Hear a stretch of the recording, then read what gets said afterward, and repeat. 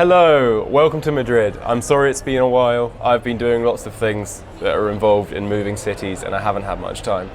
I did make one video, but it was just so low effort and rubbish that I thought it wasn't worth sharing. So I wanted to wait until I had something that I thought was actually worth talking about before I made a video. So that's what this is. My video today is on what I want to call the danger of disco. I've been thinking about it because I just finished a track, and that track uses a sample from a song called Lost Without You, which sounds like this. My world has changed, so promise me you'll never part, 'cause I'm lost without you. So obviously it's a really good track, but the reason it got me thinking was because in making a song with that sample in it, my song has a lot of the sound of that song included. And what that means is that I can't claim 100% of the effort for the song. Now that's not a new idea, right? Remixes, reworks, and samples all do that.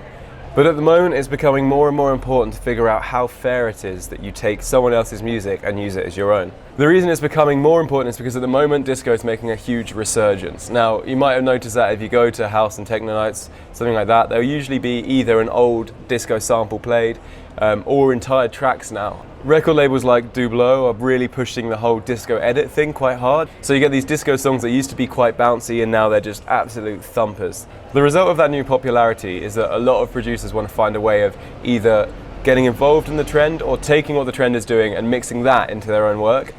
But the problem is what that is other people's music.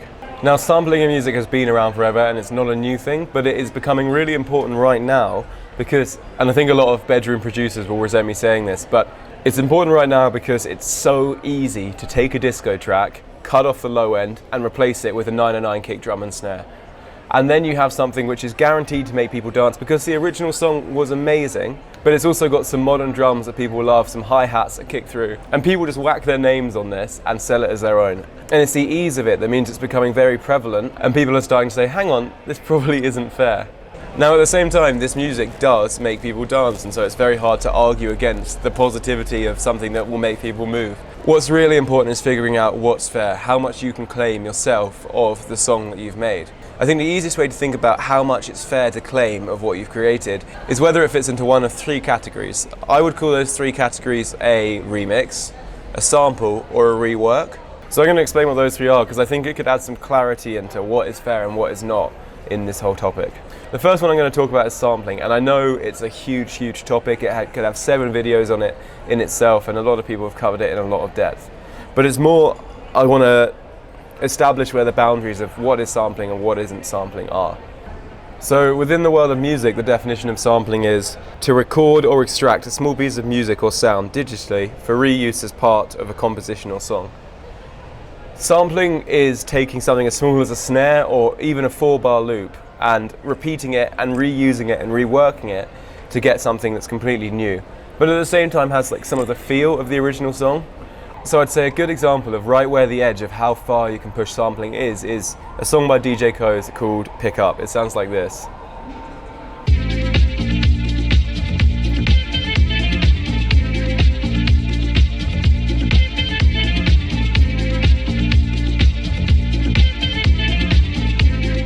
Now that song samples this song. It's called Pick Me Up, I'll Dance, probably where DJ Koze got the name from, and that sounds like this.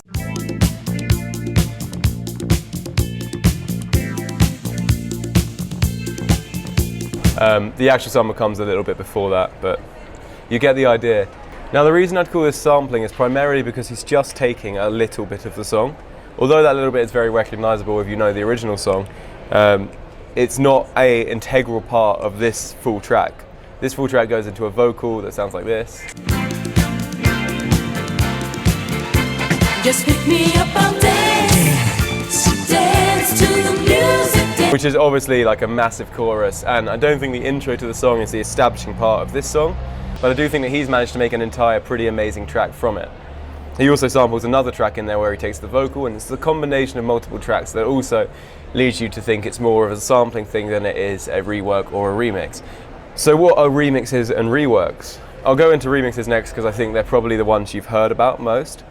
So a good example I would say of a remix is Laid Back Luke's remix of Show Me Love by Donna Summers. The original sounds like this, though I'm sure you know.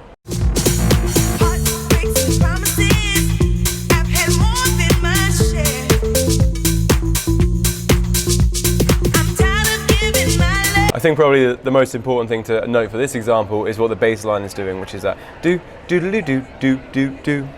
And then if you listen to Laid Back Luke's version,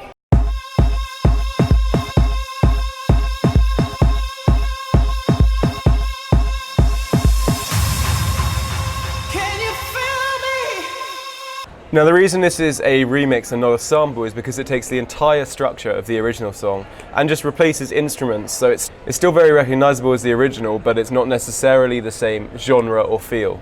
And that's why when you look at the song on Spotify, it's still got Robin S on the artwork, because she's still an integral part of the original song. The third category, and I think the one where it gets the most dubious, is a rework. So a good example of this is a song by Dimitri from Stoke-on-Trent. And it's called I Wanna Be Your Lobster. It's a rework of Prince's song I Wanna Be Your Lover, and if you listen to it, you can't really tell much difference. It sounds like this.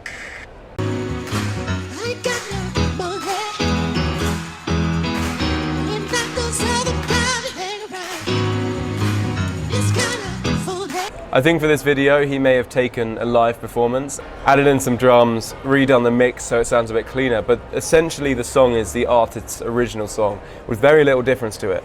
The problem comes in when you look at the artwork and when you look at the name, or when you look even in the description, and there's no mention of the original artist or the performance. There's a kid playing with a squeaky toy downstairs, I don't know if you can hear it. So what is fair and what isn't fair is what this whole video essentially comes down to. And for me, sort of, oh my gosh, they're at a cafe downstairs, so I don't think the squeaking's going to stop anytime soon if you can hear it. I'm sorry.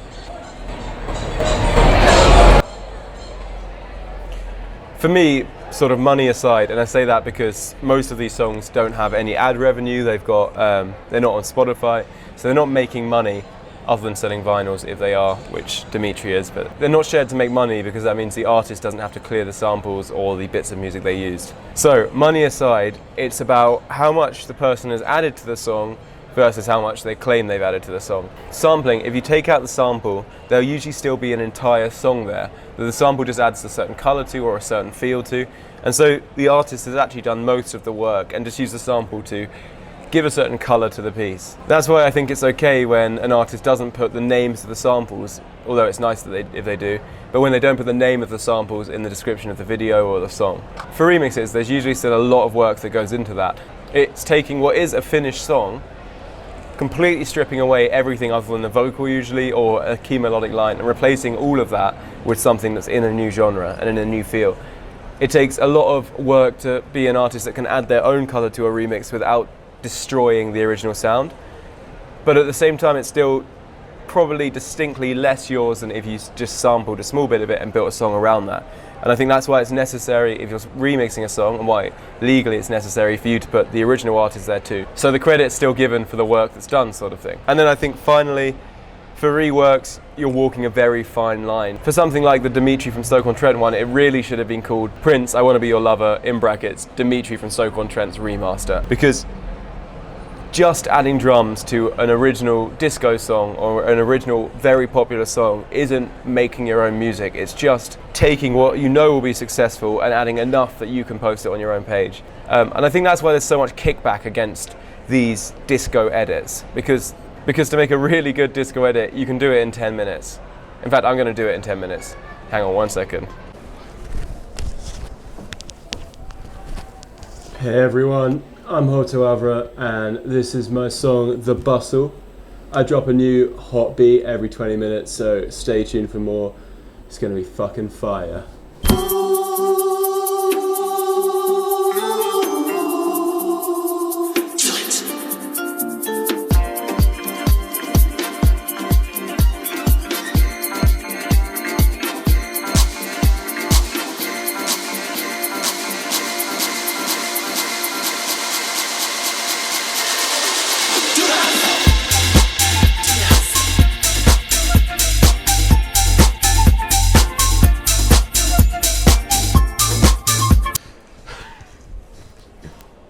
There you go, I hope you enjoyed that disco edit.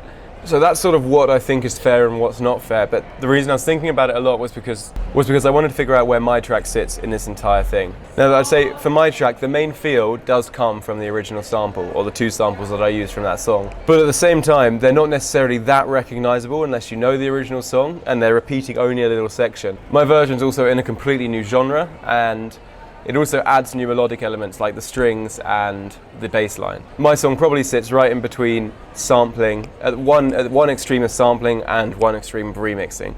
But at the same time, I'd say that I have a right fairly to be proud of the song that I've made, because I have added a lot to it. And if you take out the original sample, you still have a track there.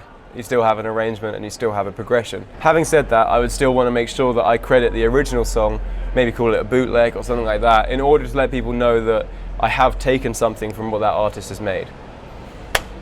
Anyway, I hope you enjoyed the video. Go and listen to the track if you liked the sound of it from the start, and if you think I've been fair in how much credit I've taken. And let me know your thoughts on the debate as well down below. I'd really like to see what you think. Thanks for watching, and I will see you next time.